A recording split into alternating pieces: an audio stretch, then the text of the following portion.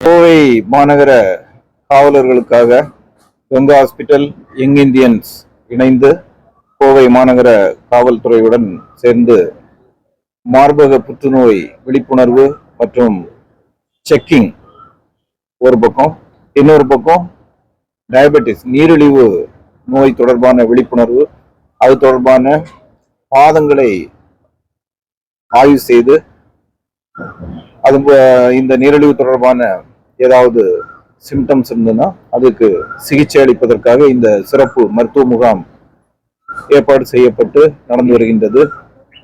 இதில் கோவை மாநகர காவல்துறையில் உள்ள 2000க்கும் மேற்பட்ட காவலர்கள், அமைச்சு பணியாளர்கள், காவலர் குடும்பங்கள் இதில் பயனடைவார்கள்.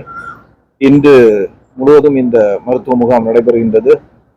இந்த மருத்துவ முகாம் இதில் கண்டுபிடிக்கப்படக்கூடிய பிரச்சனைகளுக்கு மேற்கொண்டு சிகிச்சை அளிப்பதற்கும் மாநகர காவல்துறை சார்பாக மேற்கொண்டு நடவடிக்கை எடுக்கப்படும்.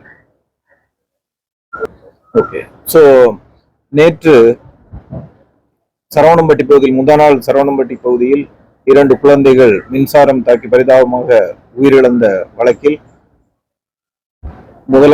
முதல் தகவல் அறிக்கை 174 CRPC, அதாவது அன்நேச்சுரல் டெத் என்ற சட்டப்பிரிவில் வழக்கு பதிவு செய்யப்பட்டு முதற்கட்ட புலன் விசாரணைக்கு பின்பு அது 304A, அதாவது விபத்து, அதாவது நெக்லிஜென்ஸால நடந்த விபத்து என்கின்ற அடிப்படையில் சரியாக பராமரிக்கப்படாத அந்த மின் இணைப்பு, அதாவது அந்த குடியிருப்பு பகுதியில் உள்ள பொது இடங்களில் விளக்கு எரிவதற்காக மண்ணுக்கு கீழே அந்த எலக்ட்ரிசிட்டி லைன் சரியா ஒரு பாதுகாப்பு நடவடிக்கைகள் இல்லாம அந்த ஒயர் புதைக்கப்பட்டிருந்ததால் அதிலிருந்து மின்கசிவு ஏற்பட்டு விளையாடி கொண்டிருந்த குழந்தைகள் இருந்துள்ளார்கள். அதனால சட்டப்பிரிவு மாற்றம் செய்யப்பட்டுள்ளது.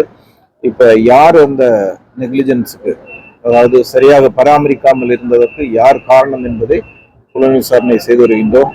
இதுல முக்கியமா இந்த எலக்ட்ரிசிட்டி டிபார்ட்மெண்டோட EBயோட அந்த கைட்லைன்ஸ் இருக்குது, கார்பரேஷனுடைய கைட்லைன்ஸ் இருக்குது. அது முறையா அனுமதி வாங்கிட்டு அதை அந்த கேபிள் லேயிங் பண்ணியிருக்கணும்.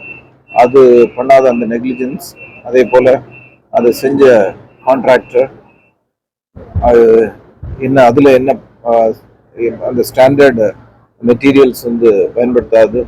இது எல்லாமே புலன் விசாரணையில இருக்குது.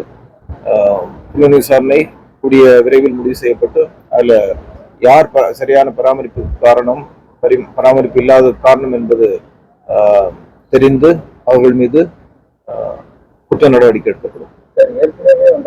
இது எல்லாமே புலன் விசாரணை செய்யப்படும். ஏன்னா இப்போதைக்கு இன்னைக்கு இருக்கக்கூடியதுல யார் மேல தப்புங்கிறது இன்னும் முடிவு பண்ணல.